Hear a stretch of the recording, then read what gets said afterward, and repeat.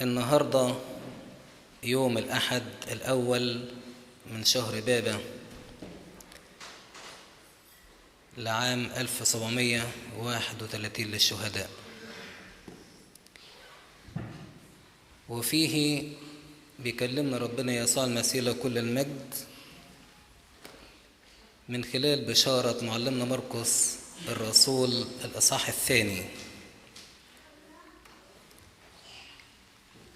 في موضوع شفاءه للمفلوج الذي حمله 4 في بلد اسمها كفر نحوم. ربنا يسوع المسيح له كل المجد في يوم من الأيام زار بيت، ربما يكون بيت سمعان بطرس لأنه كان عايش في كفر نحوم، أو ربما يكون أحد البيوت كان موجود في البيت ليعلم. وازدحمت الجموع في هذا البيت، مفيش مكان لموطئ قدم، وفي مريض مفلوج. احنا عارفين الإنسان المفلوج اللي هو المشلول، شلل كامل. في إنسان يبقى بإيد شمال، إيد يمين، رجل شمال، رجل يمين، لكن ده إنسان مفلوج كله، إيدين ورجلين، ما يقدرش يتحرك،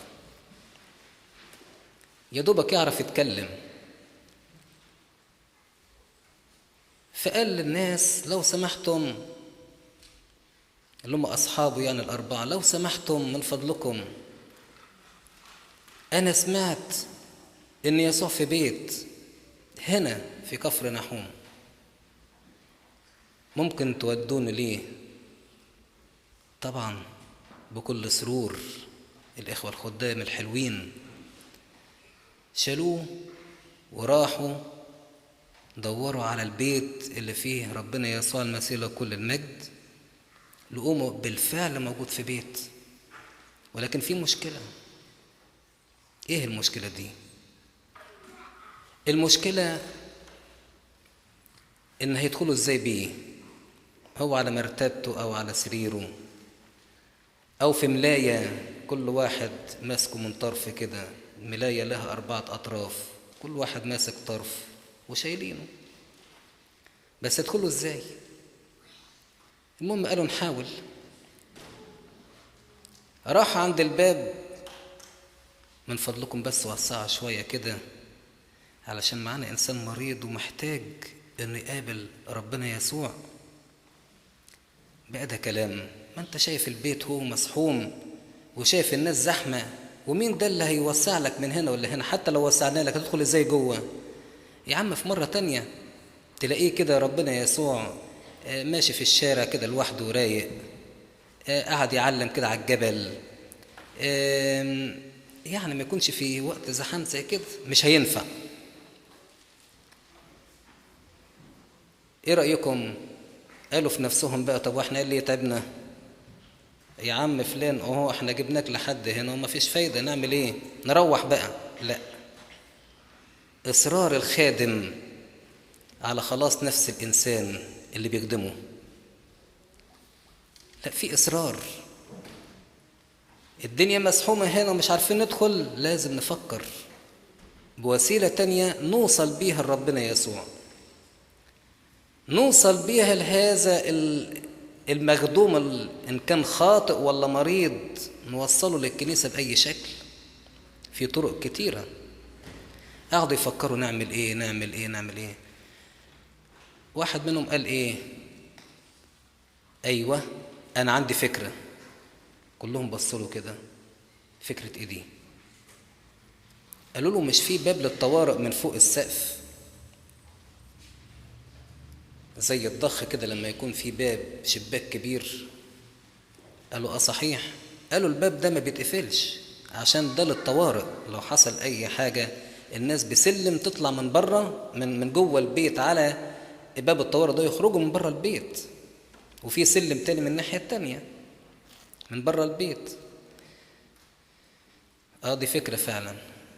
راحوا مسكوه 2 من فوق وواحد في النص، واحد من فوق وواحد بعديه بدرجتين وواحد كده، وهم حاولوا يسلموا بعض الإنسان المفلوج ده لحد لما فتحوا الباب بتاع الطوارئ اللي هو كشف السقف يعني أو نقب السقف من فوق، وراحوا نزلوه بالحبال فجأة قدام ربنا يسوع كده. طبعا في ناس مش عاجبها الكلام، ربنا يسوع موجود وبيعلم الناس وبيخاطبهم عن ملكوت الله، وفجأة كده الباب يتفتح وواحد، أكيد طبعا في ناس اتضايقوا قالوا إيه أنت بتعمل إيه اللي فوق أنتوا بتعملوا إيه؟ أنتوا مش شايفين ربنا موجود، المعلم الصالح موجود بيعلمنا، أنتوا ليه تشغلونا عن التعليم؟ ده أكيد في ناس بتعمل كده. وفي ناس تانية قالت إيه؟ هم مالهم الناس المجانين دول؟ بيبقى الباب مفتوح وبينزلوا واحد من السقف.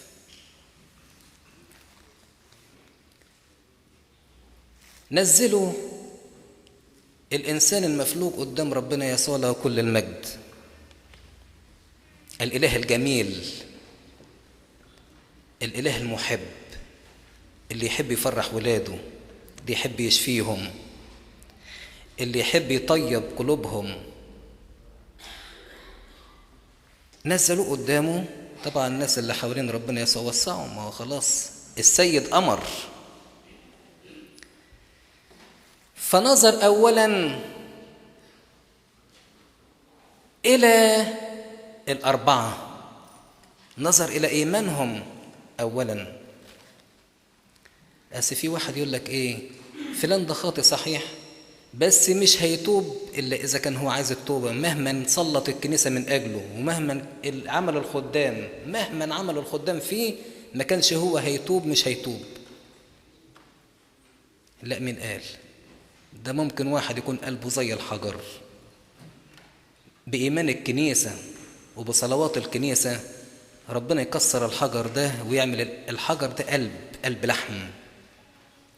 فنظر أولا إلى إيمانهم، إلى إيمان الأربعة. طب ما كلمتش معاه ليه المفلوج ده؟ لا، ما بصلوش حتى، ده بص الإصرار الأربعة دول وبص لإيمانهم وقال لهم خلاص حاضر، انتوا عايزينه يخف هيخف عشان خاطر إيمانكم وعشان هو أيضا من الإله المحب، ما هو ده ابن إبراهيم برضه. فنظر إليه كده وقال له خلاص قوم مغفورة لك خطاياك. بسهولة كده؟ هو صاحب السلطان، مش هيفضل بقى يقعد 100 يوم يصلي عشان يخف، ده هو صاحب السلطان، هو الله الظاهر في الجسد. فكروا ايه؟ من حقكم تفتخروا ان انتم مؤمنين ايمان حقيقي بان الهكم هو الله الخالق للسماوات والارض والكون كله، هو الله الظاهر في الجسد لاجل انه خلصنا وفرحنا ويعمل لنا حساب لينا كمان في ملكوته الابدي. من حقنا نفرح ونفتخر. هو صاحب السلطان، مغفورة لك خطاياك. في ناس مش عاجبها الكلام ده. مين ده اللي يقدر يقول لإنسان مغفورة لك خطاياك إلا الله؟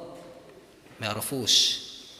طمست عيونهم، شافوا الله الخالق يخلق عيون للعميان ويطهر البرص ويخرج الشياطين ويقيم الموتى بأي سلطان؟ بسلطان لاهوته. ومع ذلك لم يؤمنوا. بيقول بأي سلطان؟ لسه لحد دلوقتي ما عرفتوش بأي سلطان. عرف هو ما كانوش بيتكلموا، ده هم كانوا بينتقدوا بعينهم ودماغهم شغالة، لكن ما كانوش بيتكلموا. فعلم يسوع أفكارهم. علم. مين اللي يعرف الأفكار الناس غير ربنا؟ في حد يعرف أنا أعرف فكرك دلوقتي اللي أنت بتفكر فيه إيه؟ لا إطلاقا.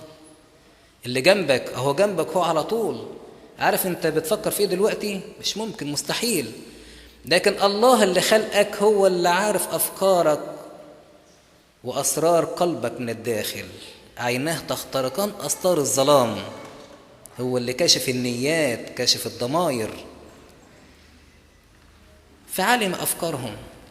قال لهم طب أنا أقول لكم، أنتوا بتفكروا في كذا كذا، بتقولوا إن أنا بقول له مغفورة الله خطاياك، وبتقولوا إن ربنا هو اللي بيغفر الخطايا، عشان أعرفكم إن أنا هو ربنا، أنا هو الله الظاهر في الجسد. هو الأحسن أو الأسهل الإنسان يقول لواحد مغفورة الله خطاياك بمجرد كلمة، ولا يقول لواحد قم احمل سريرك وامشي وهو مفلوج وانتوا شايفينه مشلول؟ لا طبعا الكلمة اهي كلمة، لكن لما يكون الكلمة مقترنة بفعل قوي يبقى إذن الإنسان ده صاحب سلطان. فقال لهم عشان تعرفوا ان انا صاحب السلطان، وقلت له هو مغفورة الله خطاياك، قوم احمل سريرك وامشي. يلا يا سيدي امشي. على طول قام الراجل من كلمة واحدة، ما عادش بقى يقول له كذا مرة بقول لك امشي ما امشيش، لا امشي ما امشي، هي كلمة واحدة. كلمة من فيه خلقت السماوات والأرض، كلمة من فيه من فمه يعني. قال له قوم احمل سريرك وامشي، حمل سريره ومشي. ايه العظمة دي؟ المسيح إلهنا في الكنيسة بيغفر خطايانا دايما. ده مش مصدر قوة لينا، مصدر قوة. تعالوا معنا ناخد بعض الخواطر من قصة شفاء المفلوج. أولا مدينة كفر نحوم، نخلي بالنا من الحتة دي. مدينة كفر نحوم دي في شمال فلسطين. ربنا يسوع المسيح لما ترك الناصرة اختار كفر نحوم عشان يسكن فيها، يقعد فيها، يخدم فيها، وعمل فيها عجائب كتير. صنع معجزة إشباع الألوف من 5 خبزات والسمكتين في كفر نحوم. شفى عبد قائد الماء في كفر نحوم. شفى حماد سمعان في كفر نحوم. الموعظة على الجبل كانت في كفر نحوم. شفى المفلوج اللي حملوه 4 اللي احنا اتكلمنا عنه من شوية في كفر نحوم. تتخيلوا بقى، يقول عنها رب المجد يسوع له كل المجد، بيقول عن كفر نحوم ايه؟ بيقول برغم كل الآيات اللي صنعها لم يؤمن به أحد. الناس بس عايزة تشوف شو، عايزة تشوف بس، لكن مش عايزة قلبها يلمسها ربنا يسوع. عشان كده قال لها ايه بقى كفر نحوم؟ وأنت يا كفر نحوم المرتفع على السماء ستنهبطين إلى أسفل الجحيم، هتنحطين إلى أسفل الجحيم. كفر نحوم ده بيشير إلى النفس العالية، النفس المتكبرة، النفس اللي شايفة نفسها بس، اللي شايفة الأعمال الظاهرة لكن لمسة ربنا لقلبها مش شايفاها. دي كفر نحوم. النقطة الثانية سمعة. كلمة سمعة، كم مرة سمعت إن ربنا يسوع بيدعوك؟ كتير، كل يوم الSMS شغال، CTV، أجابي، مرقص، كلها قنوات عمالة تقول عظات بتدعوك. ده من صوت المسيح ليك، صوت المسيح إلهنا ليك. سمعة، أنت سمعت ولا ما سمعت؟ سمعت، عملت إيه؟ جريت نحوه ولا سمعته خلاص؟ أصل أنا متعود أسمع الأغاني، متعود أسمع المعلقين الكورة، متعود أسمع المسلسلات، متعود أسمع أصحابي وجيراني، متعود كمان أسمع التلفزيون اللي بينطق فيه اسم ربنا يسوع. بقى معقول؟ إلهنا الصالح ده متعودين نسمع ليه زي ما متعودين نسمع لأي حد، ولا لازم يكون له صفة خاصة عندنا؟ السمع لما نسمعه له يعني هالة خاصة، له وضع خاص، له احترام خاص، قدسية خاصة. سمع في البيت، كم مرة سمعنا؟ صوت المسيح يوصل لك بأي شكل، المهم أنت سمعته ولا لا. نمرة 2 في بيت. مش البيت ده ممكن يكون الكنيسة؟ طبعا ببيتك يا رب طليق القداسة، المسيح موجود فيه على الدوام. أجمل مكان تروحه هو الكنيسة، أكيد هتلاقي ربنا يسوع المسيح فيه بكل تأكيد طبعا، ده بيته، ولا سيما في القداس على المسبح. ده ممكن يكون البيت ده قلبك أنت. هل ربنا يسوع المسيح في قلبك، في بيتك؟ طيب في سفر الرؤيا، إن ما كانش لسه دخل قلبك ربنا يسوع، مجرد بس بيخبط على باب قلبك، في سفر الرؤيا بيقول: ها أنا ذا واقف على الباب أقرع، إن سمع صوتي أحد وفتح أدخل إليه أتعشى معه وهو معي. الجمال، الفرح. مش بس كده، ده هو بيسكن فيك. أنتم هياكل الله وروح الله يسكن فيكم. أنت بيت لربنا، ما تستهترش بالحتة دي أبدا. وطالما ربنا بيسكن فيك، اوعى تنظر لخطية مهما كانت. النمرة 3، بركات الإنسان اللي بيسعى لما يسمع صوت ربنا أو يعرف هو فين يروح بيته، يفتح له قلبه. أول حاجة هو يكون ريحة المسيح الزكية. ريحة المسيح، شوفوا قد إيه البخور بيبقى ريحته جميلة. لما تكون ريحته جميلة يعني الناس تبقى مبسوطة، تنعش النفس العليلة. الإنسان المسيحي اللي المسيح إلهنا سكن في قلبه، هو ده رائحة بخور، رائحة المسيح الزكية. كل الناس تقول: يا سلام، ده إيه الجمال ده؟ ده جمال المسيح اللي فيه.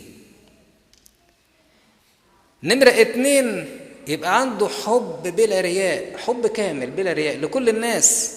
كل الناس اللي بيقطعوا الرؤوس دول برضو نحبهم. هي دي محبة المسيح. مش أحب اللي يحبني وأكره اللي... لا لا لا لا لا لا لا. محبة المسيح لما تسكن في القلب، لما يكون في بيتي، في قلبي، تخليني أحب كل الناس، حتى اللي بيموتوني أحبهم. محبة بغير رياء، مش بمجرد الكلام، محبة بلا رياء. مش بس كده، ده كمان هيكون حجر حي بيبني، ما يهدمش. يبني أي خدمة تلاقيه نشيط فيها، يسعى لكل بنيان. دي بركات اللي يعرف ربنا يسوع ويسعى لما يسمع صوته ويفتح له باب قلبه اللي يسكن فيه. لكن في نوع آخر، نوع الكتبة الفريسيين المنتقدين. مش هنتكلم عليهم، لكن كفاية قوي إن احنا نستمتع بحياتنا مستترة في ربنا يسوع المسيح إلهنا الصالح. لنا كل مجد وكرامة من الآن وإلى الأبد، آمين.